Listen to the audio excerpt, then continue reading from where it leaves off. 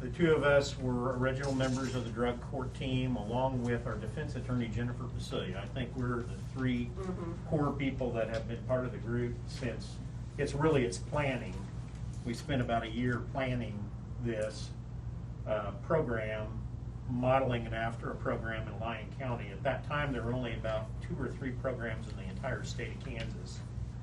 And so we spent a lot of time trying to plan and get buy-in from different folks, the prosecutor's office, law enforcement, the treatment side of things, to kind of put a team together. So thank you very much for having us today. I was here, Mary and I were here last fall maybe, with the Criminal Justice Reform Group, and they asked us to come and make a presentation. And we've been, of course, doing drug court since 2009, and we thought, well, what can we tell them that they don't already know? And we were so surprised that really nobody knew what we were doing. And you know, when you're in the heart of it and you're doing it and you're not thinking about telling your story, you're just thinking about doing it. Yeah. So it was kind of an awakening to find out that there was so little that was unknown about what we were doing in the community. So I noticed the program was... turn it on. Oh, it's on. It's that other arrow. Maybe. Let's see. Let's make Maybe sure. it's not. Let's see. Let's make sure that it says. Yeah, it's. Oh, sorry. Now we'll try. I Okay. thought I had it on. Not sure where I'm supposed to point it at. Well, you can just. There we are. Now it's on. Huh. Think- Well, it's funny because. You can run it for me, right? Yeah. It was. We trialed it earlier today, and it did work. So. That's all right. Oh well. Oh, well. Technology. Let's see. So, before we get started, again, thank you for having us and giving us a chance to talk to you about what we're doing in the community, and thank you for your interest. When we get towards the end, I'll tell you why that's important to this program. I will also tell you that what I saw in the flyer was that talk about successes. And so Mary knows that that's a word that sometimes I struggle with, because success, in my view, is kind of like beauty. It's in the eye of the beholder. It depends on what variables you set up to measure success. When we first started, my idea of success was these folks will come through, we'll never see them in the criminal justice system again. And I realized that that probably was not a very fair assessment. But what we have found over time in terms of success are people that have graduated. We may see them again, but when they have issues, they tend to bounce back a lot quicker because they have had that experience and exposure of what to do. We also have had some people that did not complete the program that actually got something out of it and did use that to their benefit in the future. And of course, from a treatment standpoint of people that are severely addicted, any day they're clean is a success, and you just have to kind of think about it in those terms. So the program began April 16th of 2009. We've had 307 participants since that time, all from Cowley County. We've had 144 graduates, and we have 41 that are still in the program participating right now. The drug court or problem-solving court program is based upon the National Drug Court Institute. They've studied best practices for a long period of time, and so they can actually tell you, for example, they will say that if the judge spends at least 3 minutes with each participant, the success ratio will go up. I mean, that's how fine they've studied these drug courts all over the United States. Over the years, our program has changed as we've learned a lot about these 10 key components. When we first started, like I said, there were very few drug courts in Kansas. I found out about it because I went to the National Judicial College in Reno, Nevada, where they had a working court, and saw it and came back and told my chief judge at the time, who was J. Michael Smith, hey, this is something that we really need in this community. And he said, you know what, if you can figure out a way to do it, it's your baby, go ahead and take it. So we found this program in Lyon County that was working, that had been going for a couple of years, I think, Mary. I think about 5 years. About 5 years. And so we went up, and we had a whole team of people that went up and observed their entire process, came back, and then kind of started planning it over a period of a year. But we've changed a lot over time. When we first started, we didn't really do things as evidence-based as we do now. Through the program, we provide both incentives and accountability. Incentives are probably more important, frankly, than the accountability side. Many of the folks that we have in our program have not had a lot of success in life. And when we get them in, they're pretty much beaten down. And you know, a kind word, an ISO that talks to them and recognizes good qualities they have and reinforces those, and then relates that to how they have some resiliency towards beating their addiction or recovery, makes a huge difference. So when we had live court, they would come up to the bench after I talked with them. They always had to have a calendar with them to write everything down, because we give them a lot to do. And I would write a little note on their calendar. And I never really thought that much about it until one time I had written something different on somebody's calendar. And then I found out a week later that they went to their treatment provider and said, I think the judge must be upset with me. He wrote something different on my calendar. Well, I thought I was just trying to say the same thing in a different way, good job, or something, just to, you know, shake it up a little bit so they don't think I'm just repeating the same things. But that's how much they looked at what was written by the judge in their calendar. Right. It's important to them. It's very important, and we've heard from the participants that, you know, judge just saying great job and keep up the hard work, it really hits home to them more than if anyone else said it to them. But if the judge says it to them, they really take that to heart. Many of them have not had, most of the folks that we have in drug court now, they are not new to the criminal justice system. And they have not had that kind of a relationship with a judge. They also have not had that kind of relationship with pretty much anybody that's been an authority in their life for a long time. And so that's why, from that position, it becomes significant.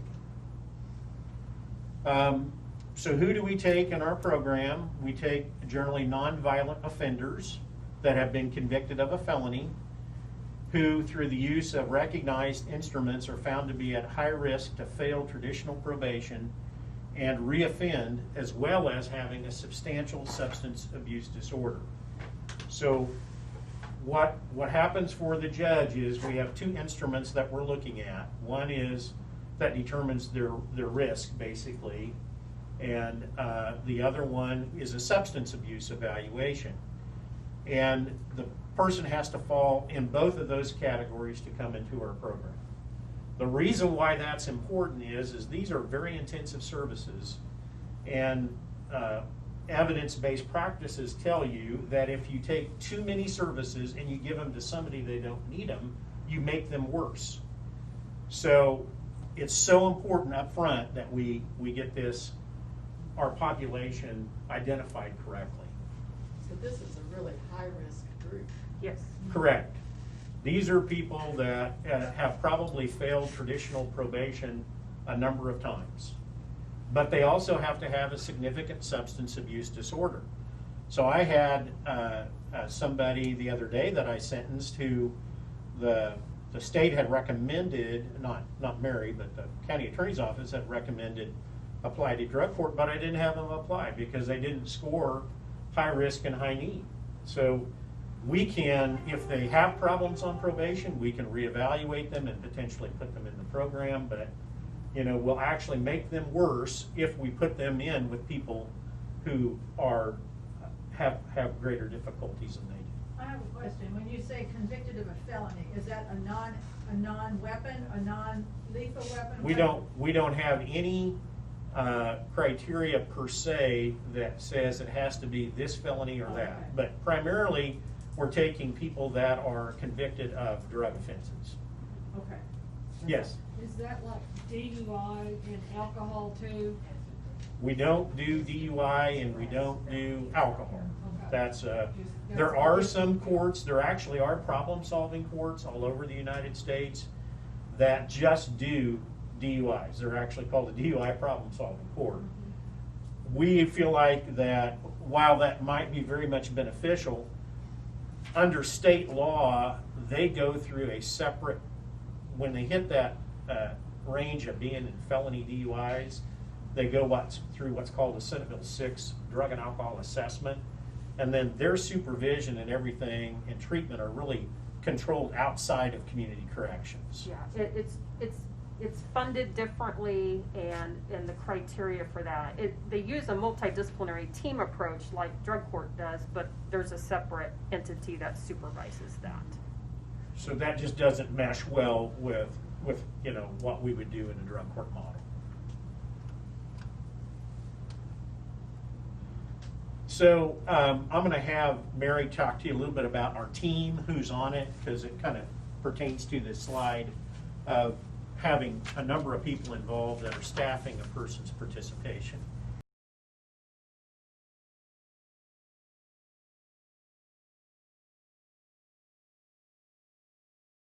Our leader. We also have representation from the county attorney's office. Larry Schwartz, the county attorney, is on our team. We have a defense attorney, Jennifer Pasilia, who is on our team as well. We have alcohol and drug counselors from both Preferred Family Healthcare here in Winfield and Ford County Mental Health that are on our team. Additionally, Preferred Family Healthcare has an employment specialist, or it's an employment program that assists all of our people with helping to find employment. So she's involved in our team. We have a case manager from the Community Health Center, Kim Mercer. A lot of you probably are familiar with Kim. Kim knows everyone. So she's been a huge asset. She just came on in the last year or so. We also have a therapist from the Community Health Center, Danielle Tipton, that's on our team. We have probation officers. We're known as ISOs. It stands for Intensive Supervision Officers, but we have 3 of those: Chanel Stroud, Zach Jeffries, and Tanis Anderson. They're all employed through Community Corrections out of our office. We have a compliance officer, which is a sheriff's deputies from here in Cowley County. Alice Waldrop, the sergeant, kind of coordinates that, but we have a variety of deputies that do curfew checks and other checks on our participants in the evenings or on weekends. We also have other law enforcement representation. Sergeant David Doherty from Winfield PD has been involved in our program for quite some time. We also have representation from Ark City Police Department occasionally. Just schedules and everything else sometimes is difficult for that to work out. Am I forgetting anyone? No, I think that covers everybody. So as It's a lot. Yeah, we have a lot, and it covers all aspects of our participants' life. Occasionally, if there is a participant that, say, has had their children placed in state custody, so the case manager or social worker that may be involved in their case from either DCF or TFI, the Farm Incorporated, they also participate if that's, if they're working with one of our participants as well. So we try to get input from all aspects when we're talking about the participants, and we all meet as a team, usually for an hour and a half before drug court every time we have drug court. So it is a time commitment. Again, no one, outside of the defense attorney, no one gets paid anything extra. We don't supply any funding for them to participate. They just do it as part of their desire, but also as part of their employment with their individual agencies. So the only person we fund is Jennifer, and she goes above and beyond and really doesn't charge us probably the full amount that she needs to charge us. But so it's a great team. Thanks.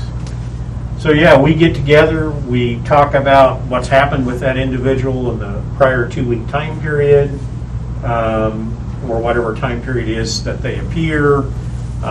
So you're getting up-to-date current information from all sources, which is really important. It's also important to get different team members' view of the situation. You know, I don't know about treatment. I'm not a treatment provider. That's not my expertise. I need to rely on them to give me information about what's happening with this person therapeutically. What changes need to be made to what's happening with them in terms of their treatment. What impact, you know, a reward or a sanction may have on them in terms of their treatment. Same thing with the mental health side. You know, we need to be able to know what's going on with that person. Sometimes if they're not being successful, it's a question of they're not getting the right medication, and we get them on the right medication, and lo and behold, it's like the clouds cleared and they're able to do very well. So it's so important to have all those components in place to make this work. So drug court participants, they're seeing, you know, sometimes probation officers are on basic probation. They may see them once a month. This is very intense. Community corrections uses those assessments we talked about to determine risk. So that has to do with how many times they're going to see somebody over a period of time. Again, as their risk level goes down, the amount of times they're going to see their ISO is likely to go down. They have to call into a hotline every day. So they call in, they're told you have to test today, you don't have to test. If they have to test, they have, 2.5 hours? Yeah. To show up and provide a valid sample. If they're working, they have to call in and make arrangements to come in after work. It is totally random. We try and test. Pre-COVID, we were testing twice a week, pretty much everybody, on a random basis.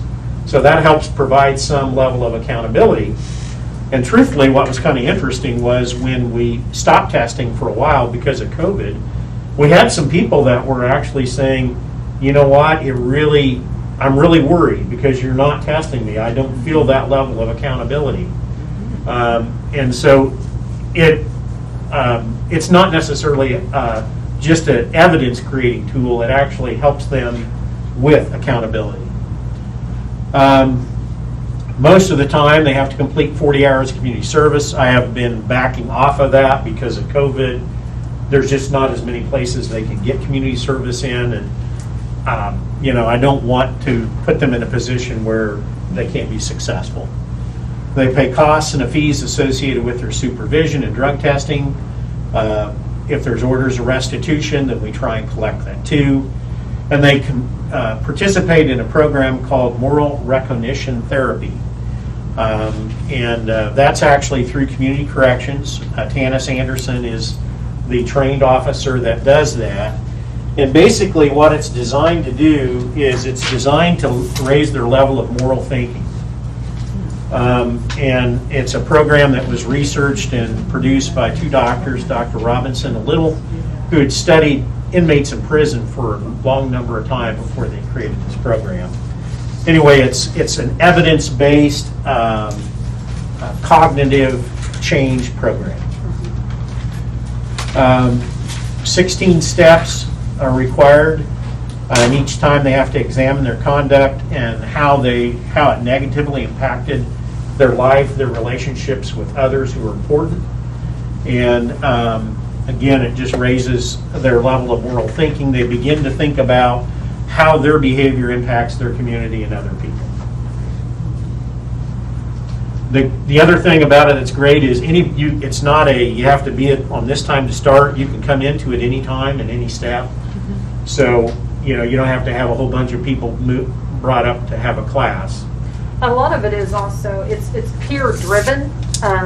Tanis is the facilitator of the group and he oversees everything, but in order to move from one step to the next, the group of participants have to approve and recognize that that person is ready to move on to the next step. So it's really driven by them, and they hold each other accountable, and they do ask a lot of tough questions of one another, and it's quite interesting.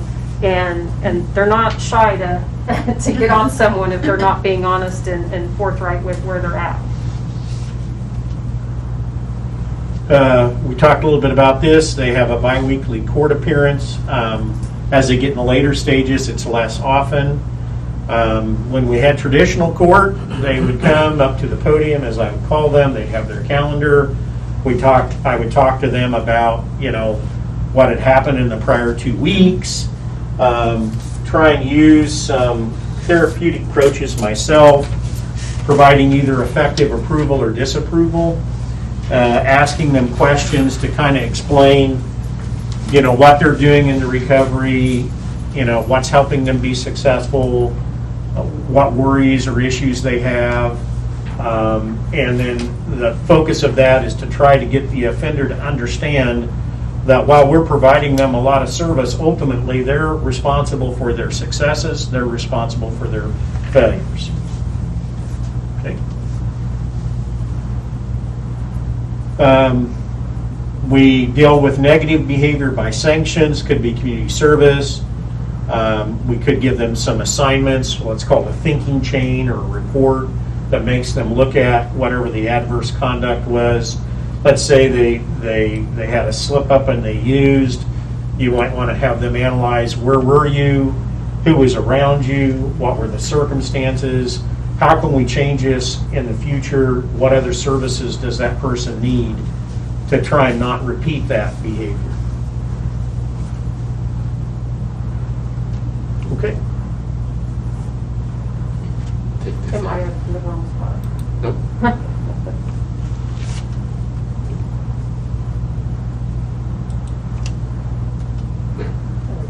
Okay, Cowley County methamphetamine is primarily the drug that we're seeing in drug courts. And that's pretty much true across the state of Kansas. Methamphetamine is a stimulant. How it essentially works, and you kind of have to know all this when you're trying to figure out how you're going to work with people, is it releases a tremendous amount of dopamine in a person's brain, and which is, of course, causes them to feel a sense of pleasure. It also attacks the area of the brain where a person's moral compass is. And so That's the bad side. and it releases, I mean, compared to, let's say, nicotine, which releases dopamine in your brain. Actually, if your grandchild comes up and hugs you and you smile and you feel good, that's because dopamine was released in your brain. That's physiologically what has happened. But compared to something like this, you know, this is hundreds of times greater release of dopamine in the brain. And it attacks that area where their moral compass is. And so that's why you see things happen and you'll think, why in the world would anybody think they could do this to a child? Why in the world would somebody think they could do this? Well, when they've been under the influence of methamphetamine for a long period of time, they're not thinking like you or I. So part of what we're doing, not only through the treatment process, but through MRT, is to try and address that and change their level of thinking. Opiates, of course, involve the use, could be prescription drugs or heroin. We do see that in the area, and we were seeing a little bit of rise of heroin and fentanyl. Not so much real recently since COVID. And of course, fentanyl, I know of a couple of people, not within our program, but who've had cases in front of me that overdosed related to fentanyl. They can put fentanyl actually in methamphetamine. And so you get a high and a low, basically. But that's just kind of an idea to give you. And when they mix it, they don't know what quantity they're mixing it. So an individual who's been used to taking, quote, their usual dose of meth, and you throw fentanyl into it, it is gonna be a significant reaction. And a lot of times an overdose or a death could easily happen. And obviously that wasn't necessarily their intent, but they didn't know what they were taking. Now, does our law enforcement have the medicine that, what is that? Narcan. Yeah. Narcan, and I've seen it with one of our probationers, in that was what basically saved them, is that an EMT provided 2 injections of Narcan in order for that person to survive. So. All right. So do they know that this has been laced with fentanyl? I think some do and some don't. So sometimes they don't know, and then Sure. they get into serious trouble. Yes. When they take it. Yes. Okay, there's a huge, with what we're doing, we got to get down to root causes. And there's a huge correlation between drug addiction and trauma. So maybe you've heard of ACEs, which are, adverse child experiences. And those include being in a home with a parent that's addicted, witnessing or being part of domestic abuse or domestic violence, having a parent removed from the home, i.e. going to jail or prison. Those are all things that are considered traumas. So most of the folks that are in our program have a history of trauma. In order to be successful, we have to be able to have somebody that can identify that trauma and work with them on that. Additionally, a lot of them have, other mental health disorders, anxiety, depression. And so to get them well enough to actually do recovery, you have to deal with that component as well.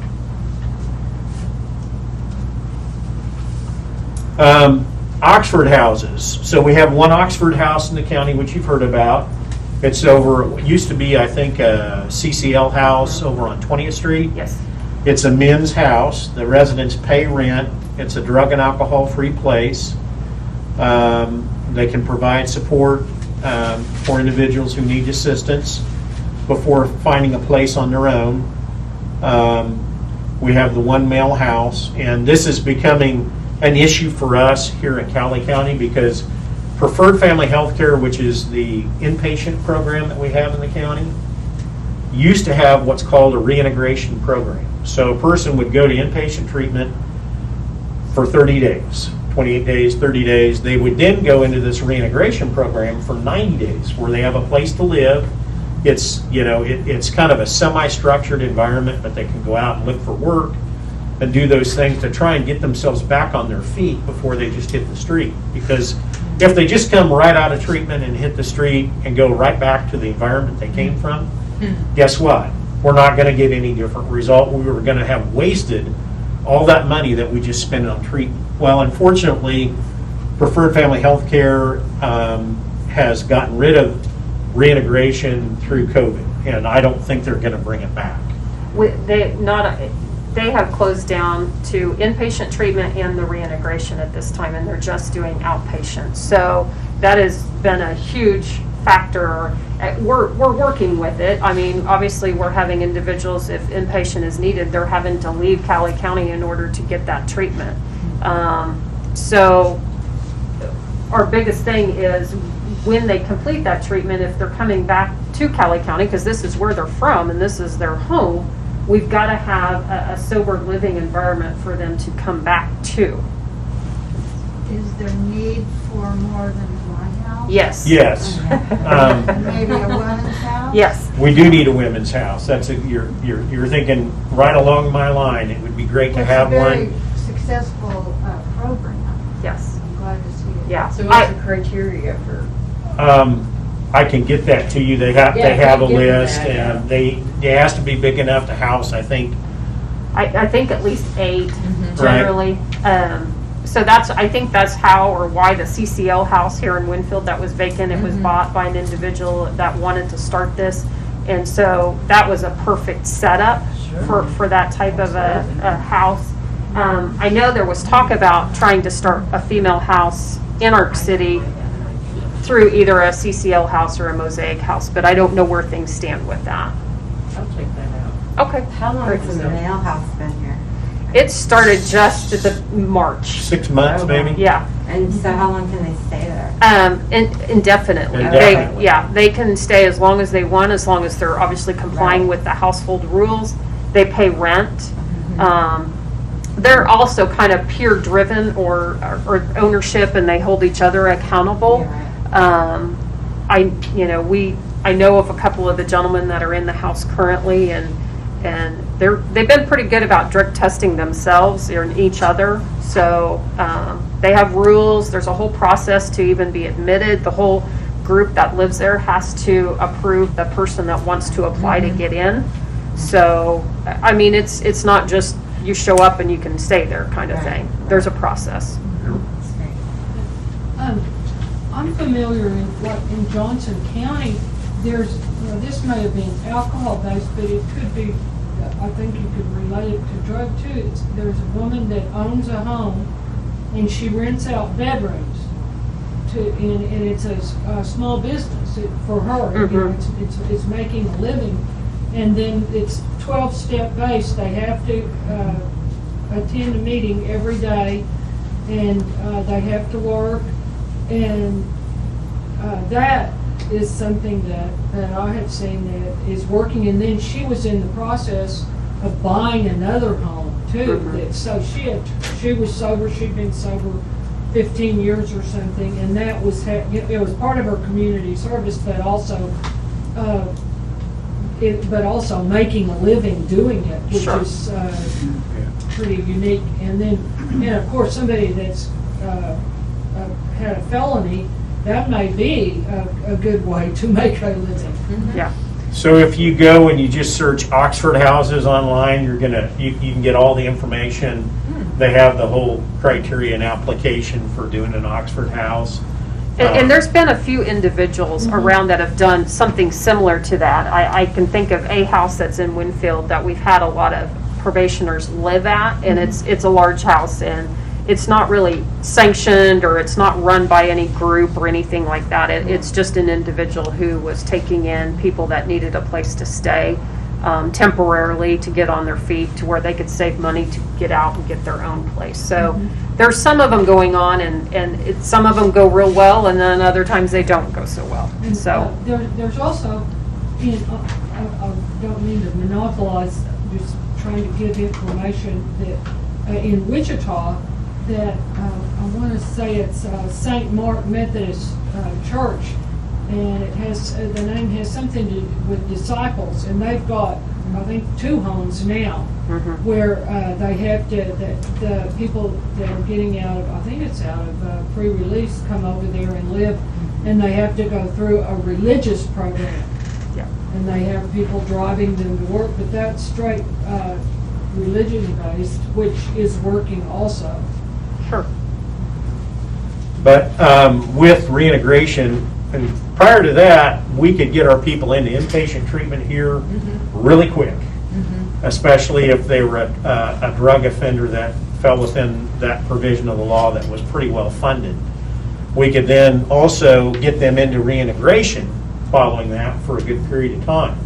The issue we have now is we can get people still in treatment, Mirror and Newton and a variety of places.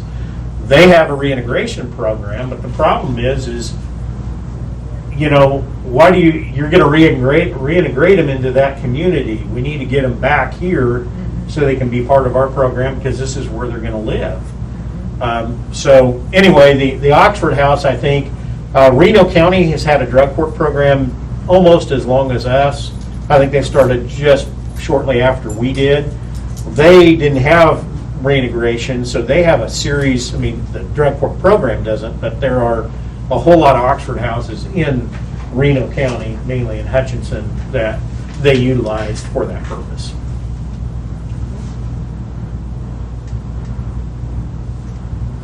We can't gel our way out of this problem. Yeah, right.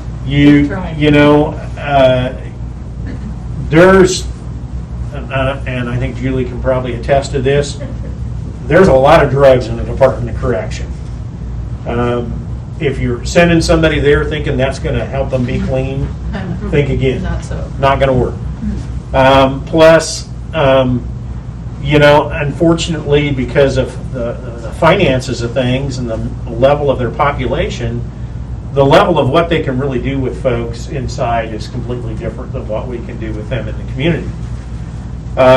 Additionally, so, you know, you have folks, you send them to prison, and guess what? They come out and they're the same person that went in. And nothing's really changed other than they've been out of society for that time period.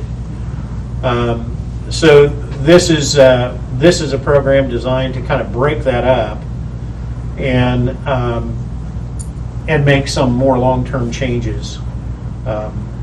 You know, if we spent as much money on every individual in supervision as we did the day cost of putting them in the Department of Corrections, you know, we could do even more with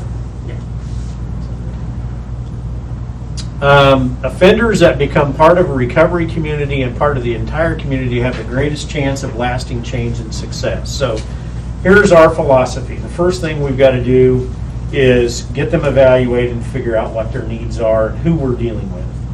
That means a mental health. We have them do a cursory mental health evaluation, a physical. Sometimes they have horrendous physical problems that, you know, they didn't even know about because they've been using drugs for so long and they've never been to a doctor. You know, and then when they get clean, all these health issues that have been kind of latent that they didn't pay any attention to or didn't know about come out. So we got to get those two things done. And then we work on the issue of recovery, of course, through treatment. And once they're through treatment, they're going to meetings. They can go to NA or AA if they want. We don't say it has to be one of those. Those are religious based. I can't, as a judge, order somebody, you have to attend AA or NA because it is religious based. I can tell them they need to go to a self-help meeting. We have them do meetings that are designed to improve their social skill. Mary? Yes. We've allowed them, if they're in MRT, to count that as part of their pro-social meetings. We've counted, if they attend church or Bible study, they can count that as a pro-social group or meeting. If they attend parenting classes or anything out there in the community that's offered, there's classes at Eagle's Nest that they've participated in. So we just want them to be involved in positive social groupings so that, you know, that they can get support from, but they also can offer support to others that are in those meetings or group settings. So, getting them part of a recovery community is important. But really, to change things, it's not just getting them part of a recovery community. We've got to get them part of the entire community. And that's where folks like you come in because it's important. Many of our folks have kind of been on the outside of the community for a long time. And as a judge, and I'm sure for Mary too, one of the greatest joys of being involved in this process is seeing how wonderfully good and talented all these people are that we are not utilizing within our community. Because nobody's really, I guess, you know, spent the time or the energy to support them. And again, when they've come from, you know, maybe a family that's not been so positive and all they've ever heard is negative, they lack a lot of self-confidence when we first get them. And over time, it's really amazing to see their confidence in themselves improve and just, you know, that you know, is compounded through both them, their family, and then back into the community with the things that they get involved in or employment-wise and so forth.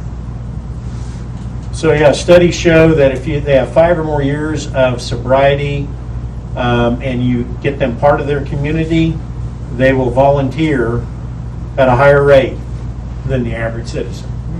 So they go from the person that you didn't want living next door to you, from the person that you do want living next door to you.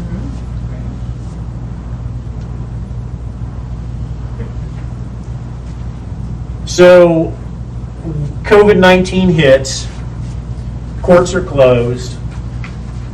We're not having drug court for Probably a good 6 weeks. yeah, it was March. no, it was really more about a month. Yeah, 'Cause- it was. March 18th was the last day I believe we met. Actually, that was when we were supposed to meet, but we didn't. Right. So it would have been the week before. So We March met 11th. March 11th, and then by April 15th, we were up and running again on a virtual basis. And from our standpoint, it was imperative that we do something. We get going. I mean, you know how much COVID has impacted your life or the lives of people around you. You imagine somebody that's just in recovery, and all of a sudden this hits, and their whole world's being turned upside down. And so, we have a responsibility. We have these folks' lives kind of in our hands to get the right treatment to them, to get the right medicine to them, which is what I call treatment. It's really just medicine. And to not, leave them out there unprotected. So we've been doing drug court every other Wednesday virtually on Zoom. We do live stream it right now, so you can watch it if you want on the YouTube channel. You can find it on our court website. The first week was a little rough. We had some people laying in bed. We had one guy changing his transmission fluid. Oh my God. So, when they were outside of court, they didn't quite understand this was court. So they've gotten a lot better over time, and they've gotten a lot better at being able to get logged on. And, I notice now at 3 o'clock, boom, my screen populates. They're all coming in. And our team members are all on there too. But typically it's just myself and them interacting one at a time. So we usually would have them stay in drug court while everybody else is there until the end. Some people we'd let go early for various reasons, but I've been letting them go when I'm done because sometimes they have limited minutes on phones that they're getting on and things, so we have to be considerate of what their circumstances are. But it's not as good by any means as having them in person, but it's absolutely better than doing nothing. So sometimes they get a little bit too relaxed, and I have to remind them, remember, this is court, and we had somebody Wednesday that I thought, said a cuss word kind of offhandedly, and I reminded them, hey, this is really court. And then one of the most powerful things is I said, look up there in that left-hand corner of your screen. Do you see the words live stream on YouTube? Yeah. Okay. I don't know who's out there watching you. Yeah. You don't know who's out there watching you. You probably really don't want to say or do something that you don't want somebody else to see.